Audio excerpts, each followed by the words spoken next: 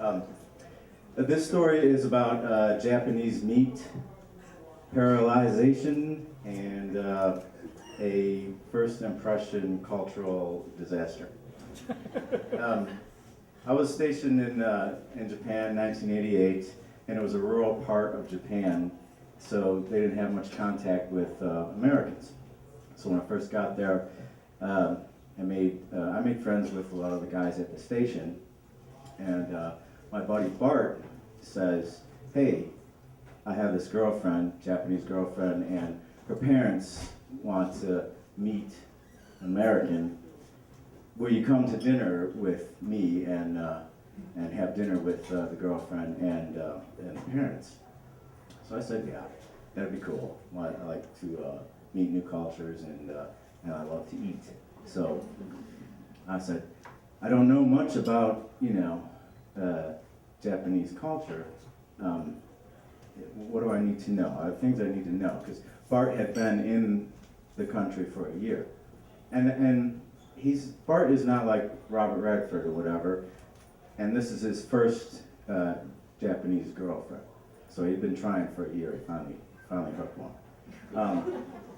and he says, "Well, you don't need to know much. The dinner's in a couple weeks, but here's some things to go over." And he hands me like a one-page list of things I have to memorize, and which include, learning chopsticks, learning how to use chopsticks, sitting cross-legged for extended periods of time on the floor, some Japanese phrases, when to slurp, when not to slurp, how to put your shoes in their doorway, and all that stuff. So I spent a couple weeks, and I'm really getting good at chopsticks. I took chopsticks to every meal. I watched The Karate Kid, and I'm like, okay, I'm going to get these down correctly. And I'm learning the Japanese phrases, and I wasn't, and still not, exactly all that flexible. So I spent a lot of time practicing sitting on the floor and getting a little more limber for this thing. So we go. Time comes, we go, he's driving, and he goes, "Look, now, just be cool, all right, because her parents are very strict. They've never really interacted with Americans before. They don't speak any English, and neither does the girlfriend, really. And Bart he knows a little bit of Japanese, but he's 100,000 miles from being proficient. So, and he said, just don't get drunk, and don't do anything stupid." And he's telling me this as we're driving, and he's drinking a beer as we're cruising through the country. So naturally I was drinking a beer as well. And I said, okay, I think I can do that. So we get there, and everything is going well at the dinner. I remembered how to place my shoes. I'm really working the magic with the chopsticks, spouting out the Japanese phrases. And you can tell that the girlfriend's parents, they have their eyes, on us, and are kind of evaluating. You kind of feel that in the room. So everything is going well, and we're probably half in the bag. By this time, a lot of sake, and but he's really into this girl, and he wants to make a good impression. And so everything is good, and I'm sitting there, and they have this spread of food, just beautiful layout. Everything was really phenomenal and delicious. And I take this meat off of the plate and put it on my plate. Pick it up with my chopstick. It's a little stringy meat, and I put it in my mouth, pop it in my mouth. There's a little bit of a big piece. It's a little chewy. It's a little stringy. It's not bad tasting. And I go to swallow, and it doesn't want to go down. And I'm like, shit. Sorry. Because it's halfway down my throat, but it's not going all the way down my throat. And I'm like, all right, something's wrong here. I'll try to swallow harder. So I really tried to swallow harder. Couple really forceful swallows, nothing's happening, and I realized that, okay, you know what? Part of the meat, part of the fat, or something is stuck has embedded itself like cement in my back molar. And no one's paying any attention. You know, they're having their conversation, their attempted conversation, and I'm still trying to swallow. I'm working my tongue around in there to get it out, and it's just not working. And I have a very sensitive gag reflex. So dentists do not like me, and I've shown that I do not like them.